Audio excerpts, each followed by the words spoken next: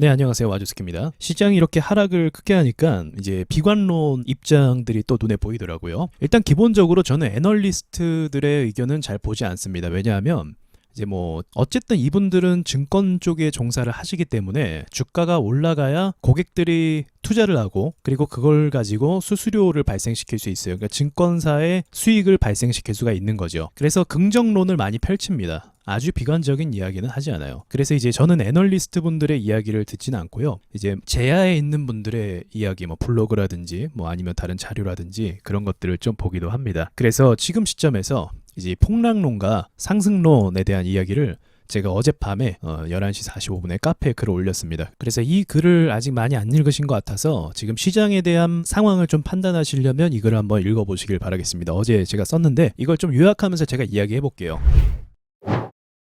자, 일단 저의 견해는요.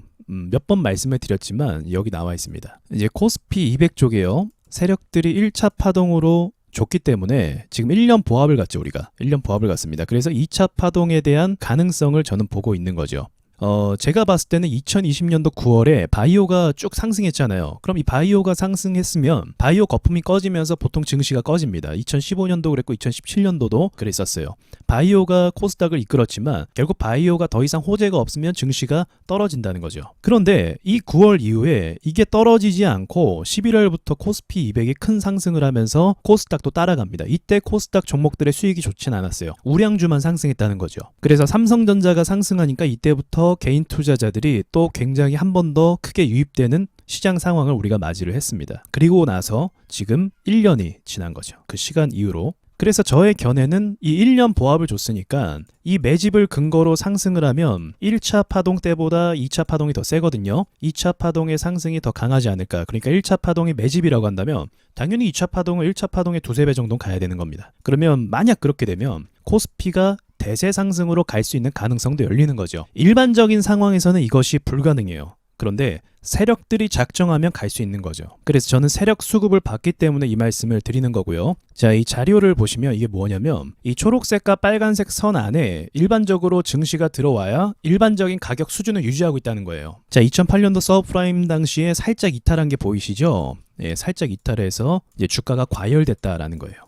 과열됐다. 그래서 주가가 이렇게 하락을 할 수가 있었던 것이죠. 그 뒤로 어떻게 됐나요? 2015년도 이후로 주가가 굉장히 가파르게 상승을 하기 시작을 합니다. 이 상승이 어디까지 이어졌나요? 바로 지금 시점까지 이어진 거예요. 2008년도 서브프라임 때 GDP 대비해서 주가가 조금 과열됐다는 이유로 좀 증시가 많이 올랐다는 이유로 조정을 이렇게 크게 받았다고 한다면 지금 상황은 2015년도 이후로 기업들의 매출 대비해서 소득 대비해서 주가가 굉장히 고평가됐다는 겁니다. 그래서 제가 이 고평가된 상황을 계속적으로 인지를 하고 있었고 2019년도부터 고점이라고 좀 말씀을 많이 드렸었죠. 그래서 이때 폭락이 연속적으로 이 위치까지 올 가능성도 굉장히 높았었습니다. 그러니까 데이터적으로 그렇게 말씀을 드린 거예요. 2015년부터 만들어진 과열이라고 볼 수가 있는 거죠.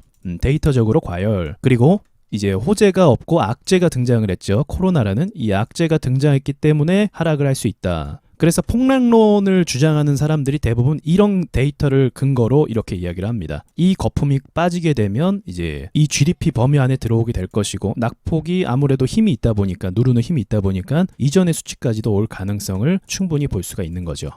자, 그러나 지금 상황을 보시면 아시겠지만 이때 조정이 지지를 받고 그 다음에 더 많이 올랐어요. 어때요, 수치가? 2015년도부터 올랐던 수치와 비교할 수 없을 정도로 굉장히 가파르게 올랐죠. 이거는 슈퍼 과열입니다. 굉장히 과열이 됐어요. 그래서 뭐 버핏 지수라든지 뭐 그런 것들도 있는데 일단 이것만 보셔도 크게 과열이 됐고 크게 많이 올랐다라는 것을 알 수가 있는 거죠. 더불어서 제가 또 말씀드리는 부분이 무엇이냐면 이건 애플 차트의 그 재무 차트 영업이익입니다. 영업이익. 그래서 제가 어떤 걸 이야기했냐면 2015년도부터 2020년도까지 매출 영업이익이 큰 차이가 없어요. 근데 증시는 어떻게 됐다? 증시는 이렇게 오른 거죠. 그런데 이제 최근 들어서 영업이익이 많이 오른 건 맞지만 이 주가만 해도 2015년도 이후로 얼마가 올랐다? 500%가 상승을 했습니다. 애플이요. 애플이라는 거대한 회사의 주식이 500% 상승했습니다. 자, 그렇기 때문에 이 폭락론이 일리가 충분히 있는 거죠. 저도 여기에 대해서 부정할 수가 없거든요. 애플의 시가총액은 현재 3,400조, 삼전이 삼성전자가 440조니까 아무리 미국 기업이라고 해도 한국보다 나을 거 아니에요. 그렇다고 해도 한 800에서 1000조가 정도가 되면 좀 납득이 되지 않나 생각이 드는 거죠. 그러면 이제 한 3분의 1 정도가 되는 건데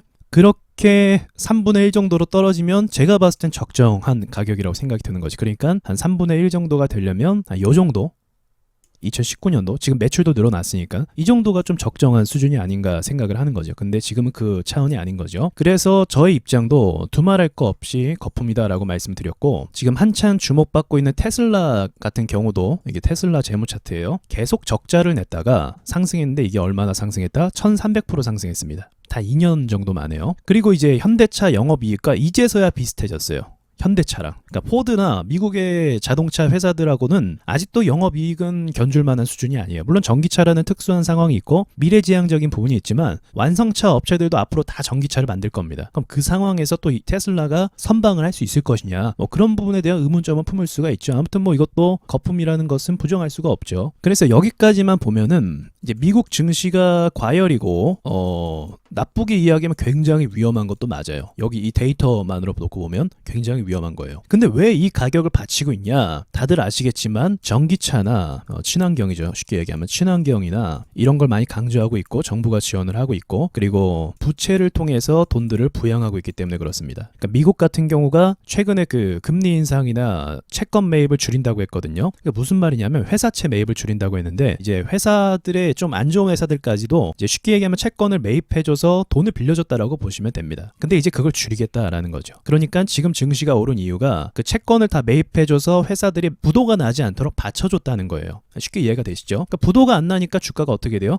기대감을 품고 올랐다라고 이렇게 정리할 수가 있는 거죠. 지금 상황을요. 자, 그럼 여기까지만 말하면 좀 비관적이죠. 비관적이고 이제 주가가 더 이상 못 오를 것 같고 그렇게 이제 생각이 될 수 있어요. 근데 제가 보는 관점이 또 한 가지가 있는데 뭐냐면 그 세계적인 추세 있잖아요. 어떤 식으로 좀 흘러가고 있냐면 메타버스, 가상자산인데 잘못 썼네요. 가상자산, NFT 이것들이 강조가 되고 있는데 이게 본질이 뭐냐면 현실 세계의 붕괴입니다. 지금 팬데믹 사태로 사람들이 돌아다니는 것도 제한이 걸리고 있고, 그리고 이제 화폐에 대한 신용도 잃었죠. 하도 막 남발해도 되고 있고 막 부채하고 또 부동산도 오르니까 이제 신뢰가 안 가는 거예요. 이제 실물 자산에 대한 신뢰성이 막 떨어지고 있는 겁니다. 거기에 대한 대체로 이제 이런 것들이 나오고 있고, 또 이제 이야기가 돌고 있는 것이 무엇이냐면 그레이트 리셋입니다.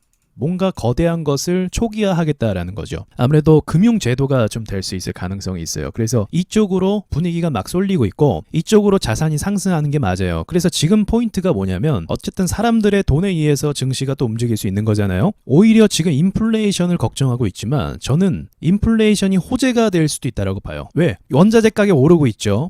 그리고 주가 다 오르고 있습니다. 그럼 이것마저 다 오르게 되면 사람들의 노동 가치가 의미가 없어지는 거죠. 이해되시죠? 임금이나 이런 것보다 물가나 원자재 값이 더 많이 오르고 주가가 오르니까 여기에 투자할 수밖에 없어요. 선택의 여지가 없단 말입니다. 사람들이 부동산을 왜 급하게 샀나요? 부동산이 빨리 오르니까 가격이 안 내려오잖아요. 그래서 선택의 여지가 없어서 부동산을 빨리 샀고 그 빨리 사는 효과로 어떤 것이 발생됐죠? 정부가 정책을 내놓기 전에 부동산 값이 폭등하게 됐습니다. 선택의 여지가 없으니까. 마찬가지예요. 물론 투자의 목적도 있지만 이 노동의 가치가 떨어지다 보니까 인플레이션을 극복할 수가 없어서 벼락거지가 된다는 거죠. 이것을 극복하기 위해서 어쩌면 이제 저희 추측이지만 증시가요 조금만 위로 올라가서 좀 강세로 보여주고 전체적인 코스피 200 종목들이 오르게 되면 투자 열풍이 엄청나게 불어닥칩니다. 바이오 상승하면은 투자자들이 많이 달려들지 않은데 코스피 200이 들어가면 차원이 틀려져요. 그래서 이 부분을 우리가 한 번 더 생각해 볼 수 있는데 이제 거품에 거품을 얹는 거죠. 사실은.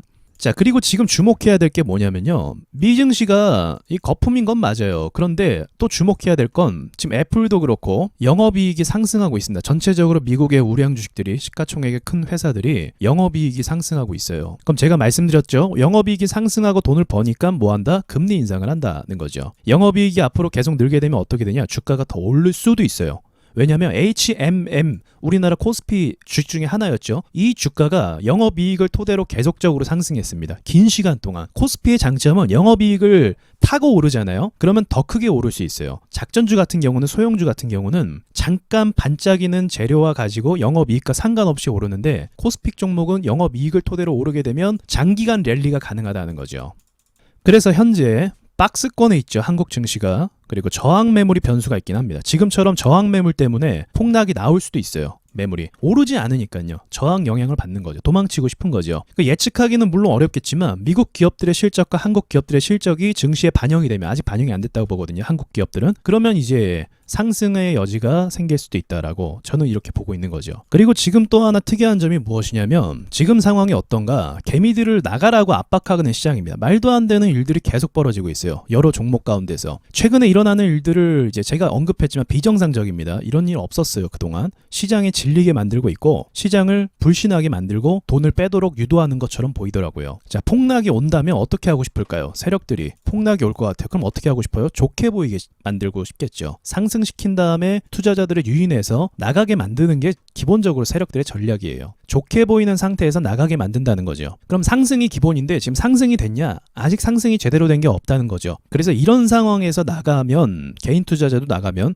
세력들이 오히려 손해가 보는 상황이 될 수도 있습니다. 그래서 이제 이런 부분이 제가 가지고 있는 견해고요. 요약을 하자면 폭락은 당연히 옵니다. 당연히 와요. 당연히 와야 그게 자연의 섭리와 같은 거예요. 전 이렇게 생각해요. 상승을 이야기할 수도 있어요. 그러나 상승을 이야기하면서 과열도 이야기를 동시에 해야 된다고 봅니다. 그래야 투자자들이 무조건 상승하는구나라는 그런 환상을 갖기보다 과열된 상태에서 폭락을 염두하면 어떻게 합니까? 그나마 대응할 수 있어요. 그나마 보수적으로 볼 수도 있고요. 상승만 이야기하는 건 좀 무책임하다고 생각이 들고요. 지금 상황을 세력이 저는 덜 해먹었다라고 봐요. 좀 덜 해먹었다. 더 올려야 세력들이 더 해먹을 구간들이 있다. 그래서 정고점을 뚫는 순간 우리 코스피 정고점을 뚫는 순간 그때부터 해먹을 거라고 생각을 하고 있고 증시가 과열이 최고치를 찍는 시점부터 이제 개미들에게 물량을 넘기고 도망칠 거라고 생각합니다. 그때부터는 진짜 폭락이 나올 수도 있다라고 생각을 해요. 그래서 이게 저의 견해고 입장이니까 좀 이해가 되셨길 바라고요. 자, 그리고 댓글도 감사합니다. 튜나님, 우리 서울버드님 아주 오랫동안 계속 카페에서 활동해 주셨고요. 우리 최우님 처음 뵙네요. 리얼라이즈님 거의 뭐 가족 됐죠. 네, 아주까리님 처음 뵙고요. 네, 하얀 키보드님 처음 뵙습니다. 우쭈쭈님, 네, 닉네임 좀 그렇네요. 자, 빛난도님 감사합니다. 댓글 달아주셔서 감사하고 카페에 제가 시황글을 올리니까 오셔서 글을 보시고 또 견해를 보시고 판단하시면 좋을 것 같습니다. 이상 마치겠습니다. 안녕하세요, 와주스키입니다. 그동안 올린 강의 영상이 많으니까 채널을 구독하시고 영상들을 쭉 보시면 좋겠습니다. 라이브 방송은 비공개로 진행하고요. 와주스키 차트 있는 사람들 카페에 오셔서 라이브 방송 참여 방법을 확인하시고 함께 공부를 하셨으면 좋겠습니다. 다음에 좋은 영상으로 다시 찾아뵙겠습니다.